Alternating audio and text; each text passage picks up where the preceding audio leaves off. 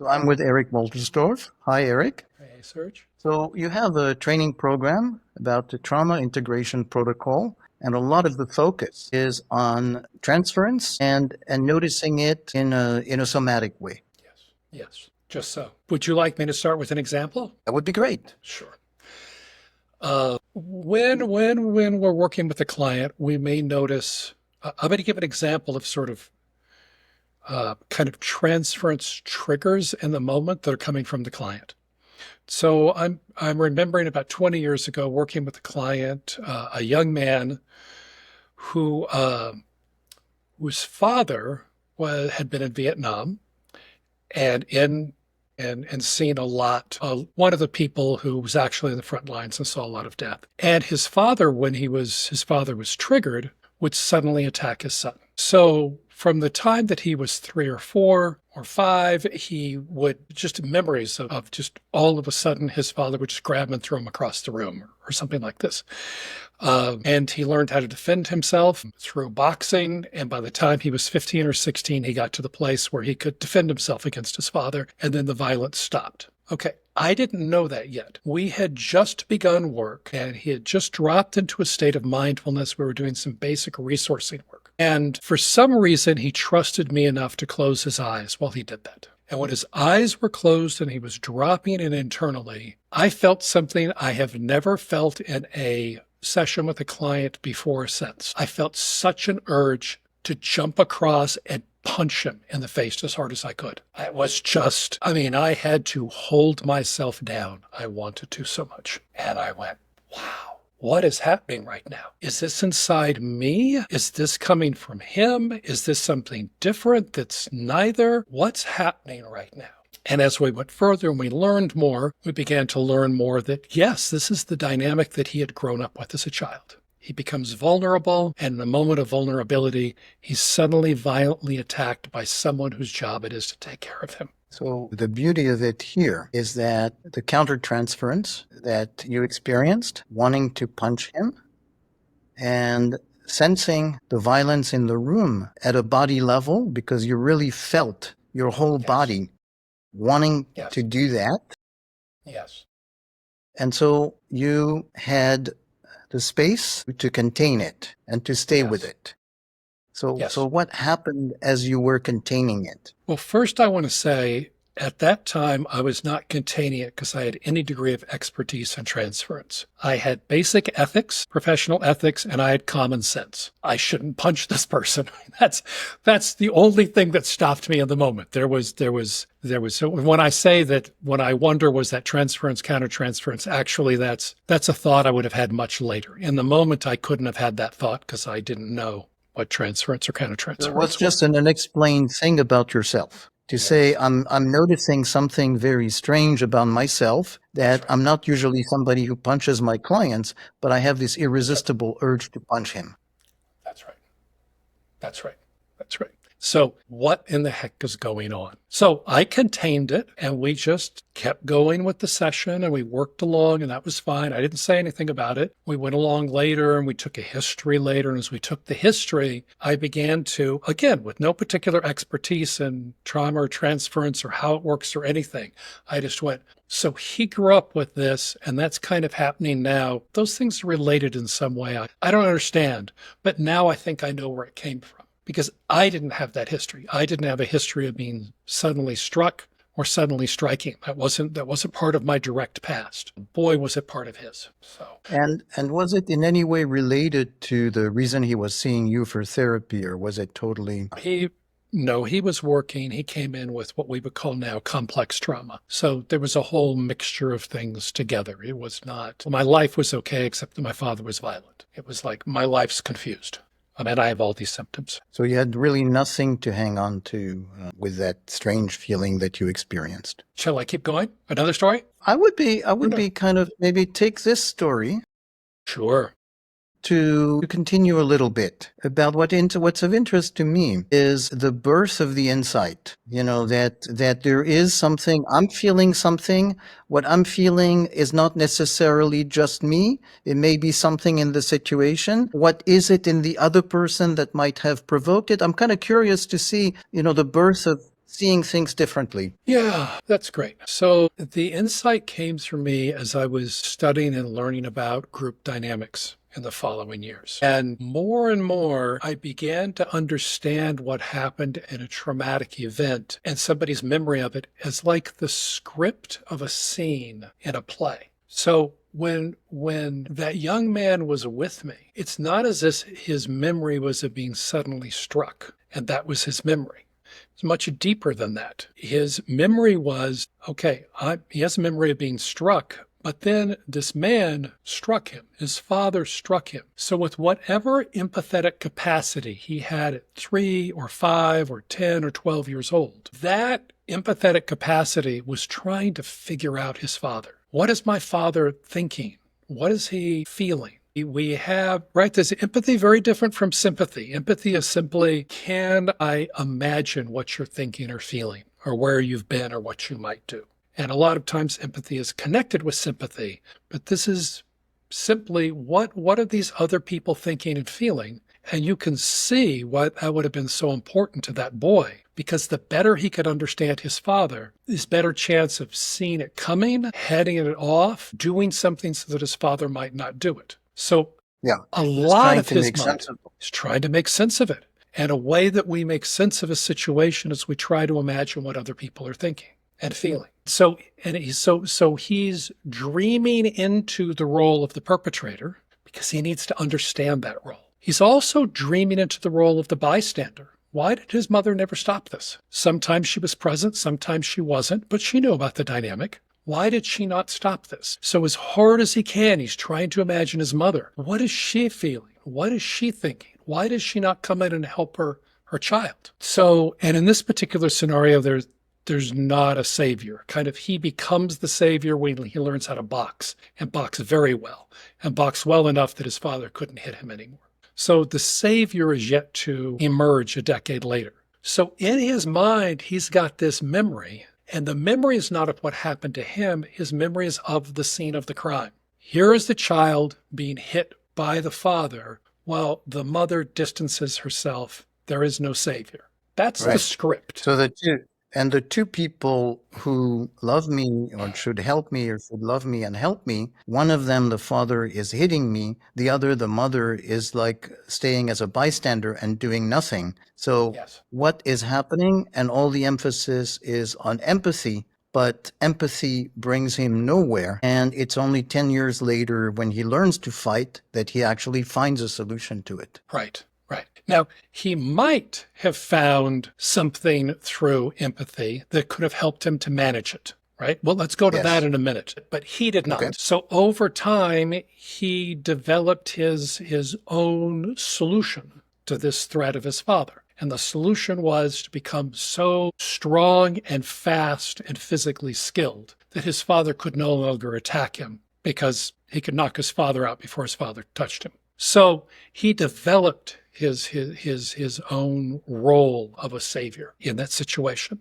The reason I bring that up is I'm going back to when I was in the therapy room with him and I had the impulse. What was he signaling to me? He wasn't simply signaling to me, I'm a child who was struck. I've worked with a lot of children who were struck. A lot of people who have been assaulted. He was remembering, no, I was struck suddenly and violently by someone whose job it was to take care of me. And so his transference was casting a spell into the room. He was like the director of the play. And he's, okay, I'm going to be the victim again because I'm doing this therapy work and I need to be the victim. Well, I need a perpetrator and a bystander. Okay, which are you willing to be? And Okay. So what we're talking about is that it's not that, say, his body language was aggressive and insulting, and you responded to it by feeling aggressed and insulted and wanting to strike him, which would have been, in a way, your own thing. But that in some way he was pulling the strings, and yes, you became a character in his play, yes, caught into in a way, just like the psychodrama, and you yes. filled the role in the psychodrama. Exactly. As it turns out, part of my responsibility was to hold that role without acting on it. And if I'd had much more skill then, then we could have begun to work with that more directly. All I did was manage to feel the role put on me, but not strike him, which was Yeah. okay. But so in a way, also not making it a central piece of the therapy, because if I understand you correctly, it was, this is an inconvenient moment, and what I mostly have to do is to prevent myself from acting out, but it was not the live part of the therapy. Well, I think that for his unconscious, it was the live part of the therapy. But the response of my unconscious was, I'm sorry, I can't go there. I can help you in other ways, but I can't open that door. Or Yes. he opened the door and I said, I'm sorry, I can't walk into that room with you. I don't know how to walk into that room. In some ways, you were both the mother and the father. You were the father in the sense of wanting to strike, but you were the mother in the sense of a bystander who could not really help. Yes, that's right. That's right. Yeah, we help as we can. Yes, yes, yes. Only as much as we're able to at the time, yes. And so now, knowing what you know and revisiting this, what happened, could happen, how do you revisit in a way what happened in light of what you now know? Or what you wish could have happened? Well, I can't say what could have happened in terms of a particular intervention because I can think of like a half dozen right now. But what would have been happening immediately is I would have been imagining that scene in the past as I sat with him in the moment and felt my impulse. And then there could have been many things that I could have done, either to have raised his awareness of it, maybe to have, this is one of the reasons why it's so important to take a history. And I know it's becoming very popular these days not to take a history, to say everything's in the present moment in the body, but there is a whole map of where and how to work that we can do such things with if we have a history. So without a history, I don't know that I could have done anything more than I did. We were already working on resourcing. We were already working on emotional resonance in the relationship. But with a history, we would have been playing that scene in the past with his father would have been alive while we were there in the moment in the room. And that gives us an opportunity to ask questions maybe about what was his father like when his father wasn't violent? Was there a moment that his father ever held back from attacking him? What was it like when he was older and he could defend himself against his father? Was there ever a moment that his father expressed regret or self-awareness? Because, this is the point of this, his memory isn't simply the memory in his unconscious of being struck. He has the memory of his father being out of control and violent. He has the memory of his mother being disengaged and not protecting her child. So all three of those are alive in his psyche, and all three need to be mastered and integrated as part of the maturation and healing process. Yeah, yeah. So it's he has three perspectives: his father, his mother, and himself. And there is something that doesn't quite make sense. And what you're talking about by asking specific questions is bringing to the nitty-gritty so that it goes from staying in that trauma capsule into connecting to lived experience. Yes, yes. All the nuances of lived experience. And we would do that with all three people at that moment, all three roles. So we would work through everything with his mother. What could his mother done? What would he do with somebody under his care? What has he seen someone else do? Can he reimagine the scenario with his mother stepping in some way, moving from the bystander to the savior? We could do the whole thing with his father in his father's role, and we could do the same thing in his role. And so much of therapy, even when we work with transference, I'm going to take a half step towards something else. Is that all right? Sure. Is a kind of a trap that we can fall into, is saying, this is a healing place. This is a place for the savior and for the victim. And as a therapist, I'm going to help you as the victim. And then once you've got that down, I'm going to just support you and empower you until you're a savior and you don't need me anymore. And that's beautiful. But the problem with that is, as we work through various scenes of the crime, we're inviting these whole scenes to come out. And when the client leaves the session, the client now has a perpetrator role and a bystander role that their therapist refused to take. So they're going to start to look for who in my life can take this. And so we can end up, and the family therapists talk about this all the time, where we can create a beautiful love affair between the client and the therapist of mutual aid, mutual understanding, and mutual support. And then you watch as the client's marriage gets worse, as their relationships with their friends and their colleagues get worse, their relationship with their parents and their children gets worse, because they've got all of this extra alive, awakened energy from unintegrated, unmastered perpetrators, unintegrated, unmastered bystanders that are looking for a place to go. Right, right. So let me just put my own words to check Please. that I understand you. So something about the trauma doesn't just involve the victim of the trauma. The trauma involves the whole situation, in the sense, the perpetrator and the bystander, and that only focusing on the victim and the healing does not address all of the others' unanswered questions. And as they remain unanswered, they continue to act out. And so what you need to do is complete the business of understanding and completing the purpose of these actions so then they can be integrated. Yeah, that's right. That's right. Yeah. So that's one example of one kind of transference that arises in sessions. So that's not really beginning with counter-transference. It's not, and it's only a particular kind of transference. But that's one kind, and it's very strong around traumatic transference. Yeah, yeah. And so I understand there can be others. And is it fair to say that then the process is about bringing out more explicitly in the room in a way that it can be worked from all of its angles, all of its perspectives? Yes, yes. And it's usually easiest to fully integrate the savior role first. That can be very empowering, very resourcing. Then to do the victim role second. It needn't be this way, but on average, it's easiest this way. And then to reach out and do the bystander role next. And there's a whole range of bystanders, right? There's bystanders who feel like victims and they would like to help and they can't. And there's bystanders who are just disengaged. They just don't. That they just withdraw. And there's bystanders who are cheering them on, who are cheering the perpetrator on. Those are all bystanders. So we work with the bystanders next. Usually that's next easiest. And then finally we go to the perpetrator is usually the most difficult. They tend to have the least mindfulness and self-awareness, which is one of the reasons they're taking those actions. Yes. And so, of course, when we're talking about the bystander and the perpetrator, we're talking about the internalized role of the, exactly. It's happening inside one person. That's right.